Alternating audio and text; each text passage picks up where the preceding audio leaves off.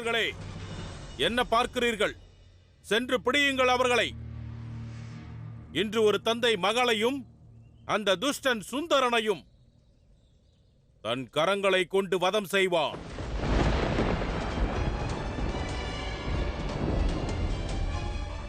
நான் செல்கிறேன். அந்த சுந்தரன் எனது கண் முன்னிலையில் எனது வருங்கால மனைவியை அழைத்து சென்று விட்டான். எனது அவமானத்திற்கான வன்மத்தை நான் நிச்சயம் தீர்த்துக் கொள்வேன். வீரர்களே, வாருங்கள்.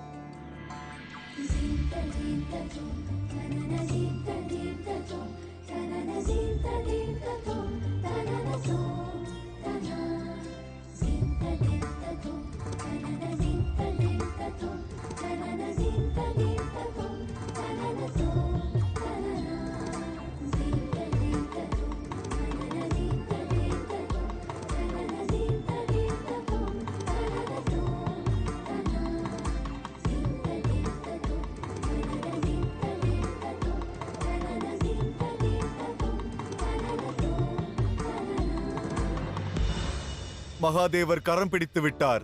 வெகு விரைவில் சிவசக்தியின் மனதும் ஒன்றாகிவிட்டால் அவர்கள் மீண்டும் கைலாயம் வருவார்கள். உன் உற்சாகத்தை புரிந்து கொள்ள முடிகிறது நந்தி. ஆனால் கைலாயம் திரும்புவது நம் சிவசக்திக்கு எளிதாக இருக்கப் போவதில்லை. அருணாசுரனின் பலத்தை குறைவாக எடை போடக்கூடாது. ஏனென்றால் அவனிடம் சக்தி சஸ்திரம் இரண்டும் உள்ளது.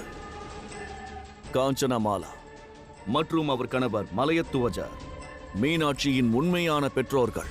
ஆகையால் அருணாசுரன் மற்றும் மீனாட்சி சுந்தரரின் யுத்தத்திற்கான முடிவு இதுவல்ல. இது வெறும் அடுத்த கட்டத்திற்கான ஒரு துவக்கம் மட்டுமே. மாபெரும் யுத்தம் மீதம் இருக்கிறது.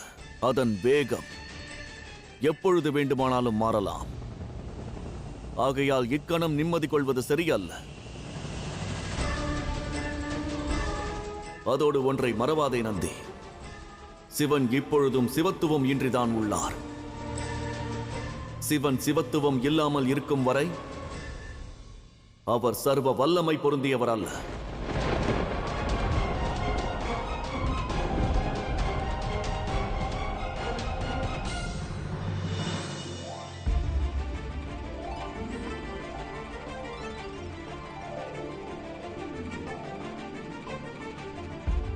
சுந்தரா, நாம் பாதுகாப்பாக இருக்கிறோம். என் கரத்தை விடலாம்.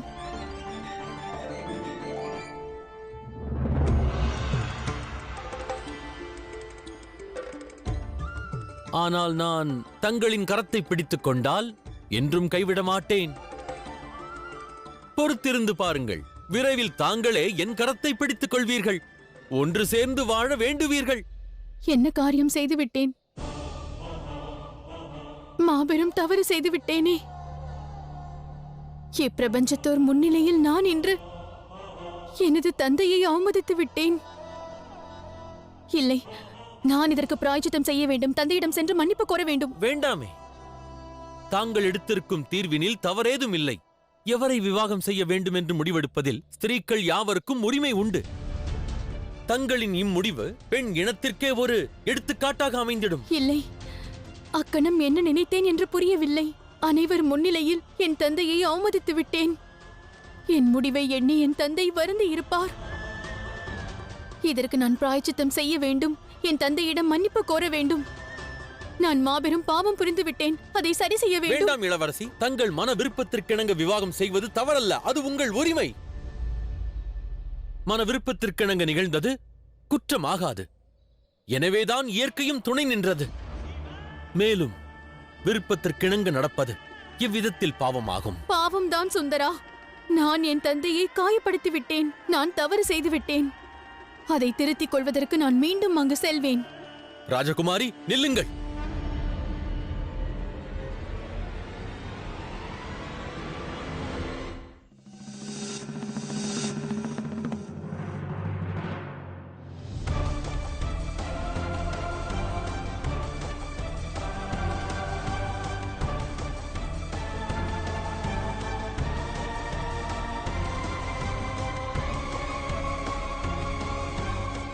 நீ அந்த வனவாசியின் பேச்சை கேட்டு என் கௌரவத்தை சின்னாபின்னமாக்கி விட்டாய். என் காதலை நீ அவமதித்து விட்டாய். நீ செய்தது மாபெரும் தவறு மீனாட்சி. இனி அந்த வனவாசி மட்டுமல்ல, நீயும் சேர்ந்து அவனுடன் இறக்கப் போகிறாய்.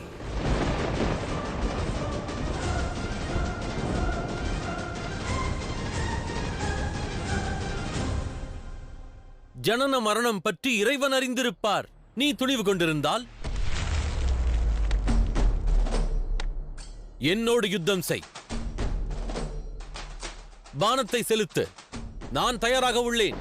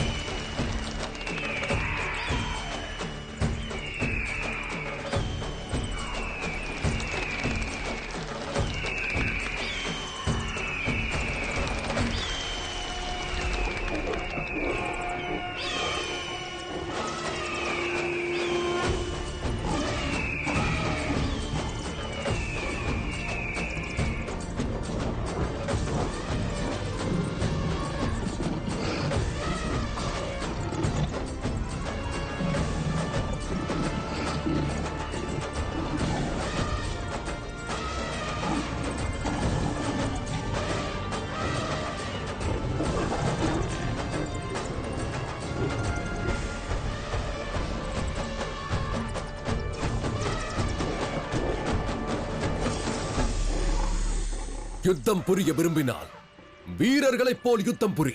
இவ்வாறு விலங்குகளுக்கிடையே ஒளிந்து கொண்டு யுத்தம் செய்யாதே. இந்த யுத்தம் இரு வீரர்களுக்கிடையேதான் நிகழும். வேறெவரும் இடையில் வர வேண்டாம்.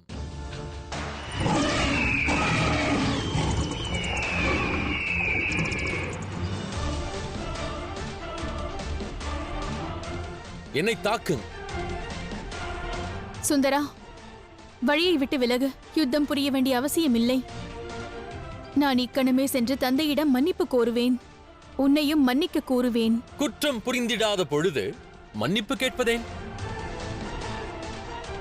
அவசியமல்ல. சுந்தரா,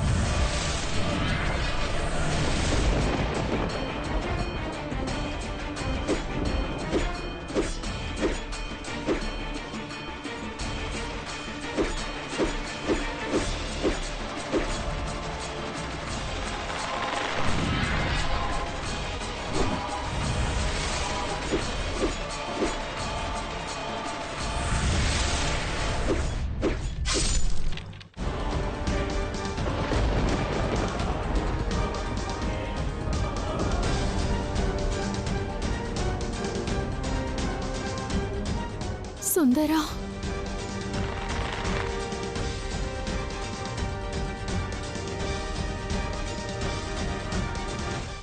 கொடிய தவறுக்கான தண்டனையும் கொடியதாகவே இருக்கும்.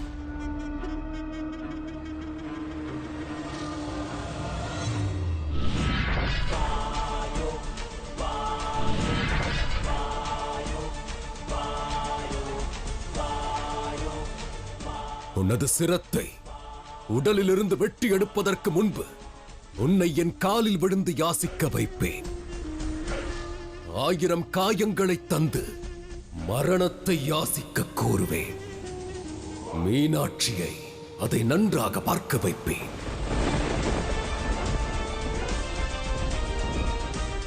பிறகு வேதனையில் உன் கதறலைக் கண்டு நான் ஆனந்தப்படுவேன். என்னை தாக்கிடு.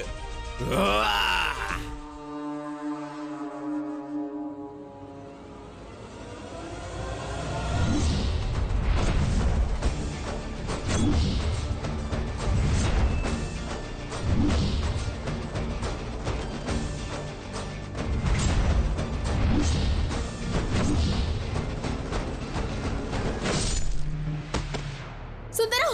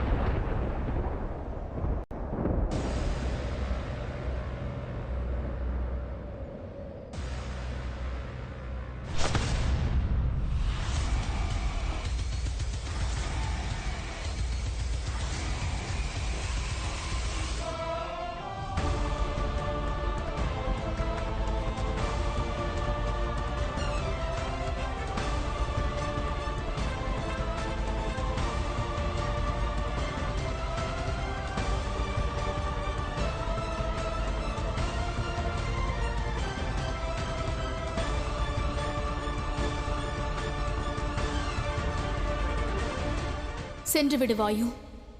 சுந்தரனை விட்டுவிடு. இதில் சுந்தரனின் தவறு ஏதுமில்லை. சுந்தரனிடம் உதவியை நாடியது நான் தான். தண்டிக்க விரும்பினால் என்னை தண்டி. சுந்தரனை விட்டுவிடு. அவன் தவறு செய்யவில்லை.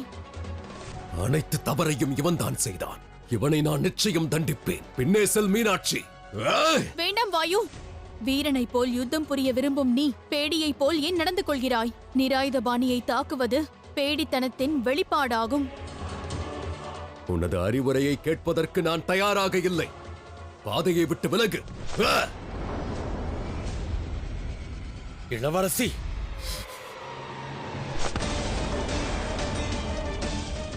ஓர் ஸ்திரீயிடம் உன் பலத்தை காட்டுகிறாயா? வெட்கமாக இல்லையா உனக்கு? நமக்கிடையே யாரும் வரமாட்டார்கள் என்று கூறினாய். பிறகு எதற்கு அவள் வந்தாள்? ஒருவேளை சுந்தரன் ஒரு பெண்ணின் உதவியுடன் வாயுவை தோற்கடிக்க விரும்புகிறானா? உன் காதல் மீது ஆணையாக கூறுகிறேன், நமக்கிடையே மீனாட்சி வர வேண்டாம் என்று கூறு. புரிந்ததா ராஜகுமாரி? இடையில் வர வேண்டாம். எதிர்த்து நானே யுத்தம் புரிந்திடுவேன். இல்லையேல் தனியாளாக என்னால் தோற்கடிக்க இயலாது என்று இவன் கூறுவான். என் காதலை கௌரவித்திடுங்கள். அவன் பேச்சை கேட்காதே சுந்தரா.